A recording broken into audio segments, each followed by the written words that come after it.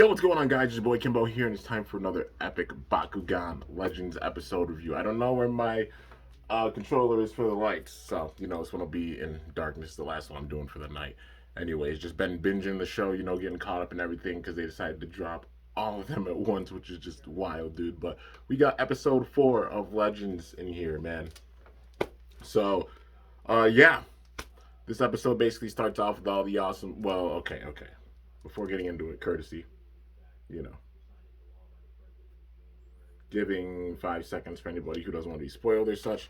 You've been warned. But yeah, so it starts off with all the awesome brawlers. They're all practicing and such. They've been learning how to do the Nova, like basically control the Nova cores and master them because they're different types of, there's different types of Nova cores and they all have different patterns. But when you pick up on the pattern, you know which one you're going after. Also practicing your roles, all that good stuff, and perfecting it.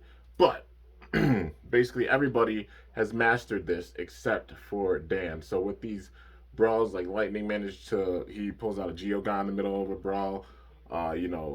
Leah's in the middle of a brawl, I'm pretty sure, or like Leah. No, they're watching, but yeah, there's just like a few like battles and brawls going on. Like Shun had Hydra's. Hydra's had the Baku gear and such. Lightning, Halcor did send out the Geogon, and then a G was involved, I think, and had Feral and had a fusion with Feral. Like they've all mastered it. They know which one does what. The only one that doesn't is Dan. And then uh, Leah's doing a live stream of it, and basically cuts out the live stream. While I was about to cut off the live stream, and Dan's like, "Hey, I didn't even get a chance to battle." And then he's like, "Is this the button?" And then it clicks it off. And she's like, "Yep, that's the button." And then Magnus is just like, "Well, it's a good thing that it's not filming anymore because nobody will see you get like destroyed." Basically, say he's gonna whoop Dan's ass. He's like, "Nah, man, you're done. I'm gonna whoop you with this. There's no way you're gonna win this. You haven't mastered the technique even. You haven't even mastered distinguishing what core is what with the Nova cores." And then Dan's like, "Oh yes, I have. I could do this." And then he tries to, and he calls for one thing, it's another thing. He calls for one thing, it's another thing, and that's just what happens with all the battles, all the brawls. And then there's a point where he just gets frustrated and he gets really mad. He's like, "Why can't I figure it out? Everybody else has managed to do so, but I haven't been able to figure it out."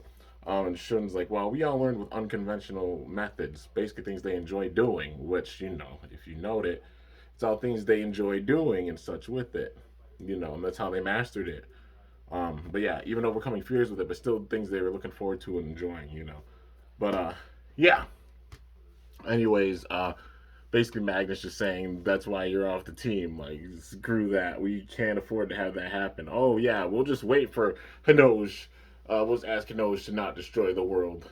Like we'll just wait on that. And then Athena walks away with Magnus, fully agreeing with them. So Dan seen as the weakest link right here, it's kind of just that balance on him because, of course, being the big time protagonist and such, they've kept Dan in check with all these seasons at points for sure, man. And this is the point with this one, he's way behind everybody else when it comes to it, but he's also one that picks up the quickest on stuff too because he falls behind like that sometimes. I guess that's the balance on, uh, you know, I guess that's just the balance on his power. But yeah, and like plot armor and everything. So like people say plot armor, this man was the last one to learn. So yeah, you know. But anyways, with this, he's sitting there trying to figure out what he can do, and he's just getting way down. He's walking, and frick, what's his name? I forget his name. It's like Chet or something like that, like something along those lines. But he's the chess player. I think he showed up last season. I think it was last season he showed up, but he was the chess player that they helped out and such. Um, but he was actually there for a brawl, and he's like, "I don't want to play chess. I want to brawl, and I want to face you, Dan." So then he pulls out his Bakugan, and then Dan sends out Drago. They're sitting there battling and such, and with it, like he sees the cores going around, but he still hasn't mastered it. So he's sitting there randomly throwing it, and like not even landing. Sometimes when he does land, it's not the right one. He's not picking up on the patterns or anything, and everybody sees it. Leah's recording the whole thing, so Dan's just like making a fool of himself, even for like the video and such. And there's a point where he just gets so frustrated. That being Chat, I think that's his name, like the chess kid. But yeah, He gets so frustrated. He's like, this isn't the Dan Kuzo I know. Like the Dan Kuzo I know has fun with his brawls and everything. Like this is not him. You're not him. And he's like, have fun with your brawls, and that's the key that he needed. He needed to have fun with the brawls and everything. That's like how everybody else was doing things. Well, not so much in Shun's case, but still something he was looking forward to and such. It was just overcoming his fear, and then with that, he really enjoyed it because he liked baseball. He was fanboying and such for the baseball player, but it was about having fun with it. And then with that, he was able to roll out Drago and get the right, command with it, hit the right core, and then get the final battle. Like it was a Geogon core at that point, or no, it was a Nanogon one. So he sends out Fury and gets the big time attack in. But yeah, that was awesome, man. Like the big time build up for it. It was a given. Like this was gonna go down that route of focusing on Dan and his growth and everything with it. So yeah, it made full sense the way that they went about doing it and such, and also just bringing in characters that we've seen in previous seasons. Man, that's the greatest thing with it. Love seeing that for sure. Like they're still bringing in characters even from like the first season, and having them be a part of this with this story and everything. Showing like the Brawlers aren't left behind. It's not just fully new cast and everything. Introducing like a new character, but still focusing on old ones as well, being involved with stuff, which is really really cool. But yeah. So, anyways, I guess that's basically the first part of it. So Dan's mastered it, and basically like, look out, Hanoj, we're coming for you. And then that's the end of that part of the episode. But then we got the second half of it, and it's basically like this golden old, like gold old rodeo town, basically. So they're all at Studio B or Studio D, and Dan's watching the video, and it's for this old gold rodeo, basically. You know, um, basically like this old gold rodeo town, where they have like burgers and stuff, and it's like a big time like kind of showcase place, like this little carnival type thing. But at first they're like, we can't do that. Like I gotta focus on this tech in order to seal away Hanoj, and we don't have time for any of that stuff. And I got a lot of stuff to do with my videos and such. Leah said, basically focusing on like the things for the battle judgment. And Dan goes down the route of saying, well, you can get content for your videos, and plus they have a really nice burger there that you can only get at this place. And then they're both like, okay, I'm sold. So then they all go. But when they get there, to their amazement, there's actually like nobody there. It's like a ghost town in this like old gold town. You know what I mean? It's a complete ghost town. But then there's this kid that's about to get bullied by a bandit that had a bandana around his mask, or a bandana around his face, looking like a mask. Um, and then like Dan, Lee, and Winton showed up like, oh, you're not gonna be doing that around here. And then he's like, what? You think you're gonna stop me? And then as they're about to like battle and such, then you got the sheriff that shows up. His name was Ray, as far as I remember. His name was Ray. But yeah. But Ray shows up. The kid says like the awesome brawler showed up to help him out, and then he's like, "Oh, I can't thank you enough for that." And then he's like, "We should go somewhere safer." So basically, they go inside of one of the buildings. He explains how a lot of people used to uh, go to this place, but at the same time, they're like they call them like the stinky brawlers too. I guess the smelly brawlers or something like that. And they always like stopped by and basically drove everybody away from it. And they asked, why don't you get a hold of the police? Because if they got a hold of the police, they'll be all over the news, and then more people would not even want to come there. But yeah, so with that, they're like, well, you got to do something because there's nobody here. And sure enough, like there's a point where they talk about like this guy that shows up. He's the big bandit of the group. Uh, of like the smelly brawlers. He's called this man's name Stinky Tom. Freaking Stinky Tom. You know you are about to get when your name is Stinky Tom. Oh my goodness. All right, but yeah. So fast forward, they end up showing up. The bandits do, and it's your boy Stinky Tom up in here. And they're like face to face, and then you got like the awesome brawlers with you got Dan, Winton, and Leo with their hats down, looking like cowboys, in this gold rodeo town. And like then Stinky Tom shows up with his like couple lackeys. And then they smell him and they're like, oh my, like Oh man, they're like that ore is powerful. Like that stink is powerful for sure. But then they get into a battle, and when he realizes that it's the Awesome Brawlers, Stinky Tom's like, "Oh hell no, I'm not doing that." He dips. The other two stay behind and they roll out their Bakugan. But then, like Winston and Leah are like, "Dan, you got to go chase him." So then he follows him like on horseback. He's riding a horse. He goes into like this kind of like a mine shaft, and then there's a bunch of like railroad carts and stuff. It's really cool seeing a cutscene of this.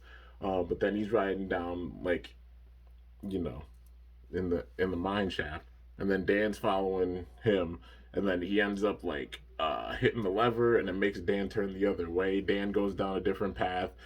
He survives every jump. He survives going over waterfalls and stuff. But at the very end, there's this gigantic drop, and then he ends up falling down that drop. But then it's a cutscene back to Leah and Winton brawling, you know, and then they actually manage to take him out. They manage to take them out, the other two, mob members. And then it's just up to Dan. So then Dan's sitting there treading water. Where he landed, it's actually an underground lake, which is pretty dope, seeing like an underground lake with this. And then like he's swimming over, and then you see Stinky Tom over here. Like he managed to survive, but you're not gonna survive this. So then it's Serpentines as well as they named a Grizzly, and then the other two that they had were Grizzlies as well. So like another background we don't see a ball form for it, we see in the show. So like Grizzly, also like how they just had Bear, they literally named him Bear in other seasons. But yeah, Grizzly having a little bit of a different design, like the bear type of Bakugan that aren't Pandox. But yeah, or Cubbo, like. But yeah, dude. So with this, he takes out the first one, but then Serpentines is moving way too quickly, and Drago can't keep up with him. So then all the cores show up and go around, and this was like the real test, like if Dan really knew what he was doing with it, because he had to pick out a different one that fit this theme. And in this case, he would need like a Baku gear, because he was in strength mode, but like strength mode ain't enough. He outspeeds him. So having that Baku gear, but then he got it, and then when he activated this he activated this man Thanos, Stinky Tom, and Serpentines so bad. You see the beam go out the side of the damn mountain. Loud as day, clear as day, and then they're all like, "Oh, there's Dan. There he is. Found him." Oh man, and then he just gets whooped, and that's the end of Stinky Tom. You know, and then basically like, "Oh, you ain't gonna take me alive," and then they end up in jail behind bars. You know. Well, they got man. That's what you get. But the crazy thing with it is, Ray, the sheriff, he showed up there at that spot underground where Dan and Drago, where that beam actually hit. It actually had gold around it. So that was a secret of it, and that's why the bandits wanted it so bad. That's why they wanted to come in and buy it so bad. There was gold there, so the actual like shafts and everything with the rail carts and such. Yeah, it's actually a gold mine. You know, so they found the gold, and it's actually enough to where people will start coming back. They can make renovations and everything for it, just with the gold that was found there. And basically, Ray and the kid gave them all, like Leah, Winton, Dan gave them all lifetime passes to go there whenever they wanted to. So that was pretty cool, ending on a really, really like lighthearted note and everything. So it's like that case of I don't use the term filler episodes. I don't like that term that much, because even like the good-hearted episodes and such, you don't have to have it where every single one is strictly story focused. Like if you have a little bit of the focus be on the story still with it and tie into the overall thing, that's fine. But still having those episodes that have really fun moments and everything with them. So it's like, yeah, you got the serious tone, and it's that balance of things, because you have this crazy overtone of Hinojo's about to destroy the freaking world if you don't win this battle judgment, because if you can't beat his power, he's gonna absorb all the power of Earth. Everybody's gonna die. Destroy is doomed, etc. The fate of Earth and Destroya are in that mix with this, because like they do depend on each other, even though they're separated right now. They do, they really do. But yeah, kind of like soothing that crazy tense type, narrative by having like a fun episode in there to cool things down a little bit. Obviously, this being the whole big time thing, but having those fun laid back moments with episodes too, like how it's been for the last couple. But yeah, still, like I love that weaving roller coaster of things. So you got like the intense and then the chill, the intense and the chill, like riding the waves of it. But obviously things getting more intense as the battle judgment gets closer. Because I feel like maybe what next episode is probably going to be where it really starts. There's 13 episodes, and with there being 8 members per side, it's getting close, man. And plus, they've all at this point mastered it. That being the Nova cores. So I'm guessing at this point, next episode is probably going to get into the meat and potatoes of things, and probably Hanoj is going to start uncovering who all is brawling on his side. I could see it being a full network of evils. It would make sense with it, but yeah, regardless, it's gonna be sick, man. Just from the trailer, it's kind of given like it's probably gonna be the evils, and we're gonna have an end game feel with this, and I'm so excited, man. But yeah, anyways, this was a good episode for sure. Uh, showed that growth mainly with Dan, with this episode, like showing how he finally has gotten to the level of the other awesome brawlers. Instead of being stubborn, he actually learns things in his own way and such and picks up on it, what I mean? Instead of just going with it. Because, Dan, out of all the awesome brawlers, Dan is definitely the most stubborn. That's for sure. But, yeah, you know, maybe possibly the strongest, but with great power comes great responsibility. And, yeah, all that good stuff. But, yeah, dude. At this point, though, out of all of them, Magnus is definitely the strongest because like Dan's mastered it. Maybe now Dan's finally gotten back up to that point, but still, obviously have to work together. But nothing against the other brawlers; they're all really, really strong. You just see how much like they master their powers and everything. I'd say it being like the top ones being Magnus, Athena, Dan, you know, and the Awesome Brawlers all still being really strong, but Dan Kuzo with that plot armor coming in and finally getting things figured out and such. Yeah, he's gonna have some serious power. They even recognized it before he mastered it, and now he's mastered it. So yeah, it's about to get real, dude. But still, keeping that balance on him yeah, because he was the last one to like figure things out and such, and that's like the balance with it. They had theirs all figured out. They figured out how to do the phenomena first, and then Dan catching up. But yeah, anyways, guys, it was a good episode. Looking forward to the next one because I know this is probably where things are going to start getting real with this season, man. It's crazy to think, like, just going through these episodes, we're getting to that point where, well, not quite halfway through. We're like a third, like just under a third of the way through the season. But yeah, loving the build on it and everything with it so far. They're doing this at a really great pace, man. For 13 episodes, saying what they need to, and it's awesome, and it makes sense why they've done some of the fusions and also the ultras and everything that they've done for this season. So yeah, we've seen a lot of their different molds with this too. So it's a clever way of putting those molds in there, and also like seeing this version of Trox and such, like with the newer molds we have for them in the show, and like how it is for Nilius with like the strength mode, like Neo Nilius, Platinum Neo Nilius with the strength mode. Yeah, man, seeing it, the actual figure of it in the show, it's freaking sick. But anyways, guys, let me know your thoughts on this episode down in the comments, all that good stuff. I dug it for sure. But hope you all enjoyed. If you did, be sure to slice that like button down below. Let me know how I did. If you're new to my channel, definitely be sure to subscribe for some epic content because I upload daily. And if you haven't already, be sure to ring that bell by my channel name to be notified whenever I upload a video. 4th episode, man. You already know. Yeah. But till next time, it's your boy Kimbo signing off. See you guys later. Thanks so much for watching. Till then, stay awesome and Bakugan Brawl. I'm up out of here.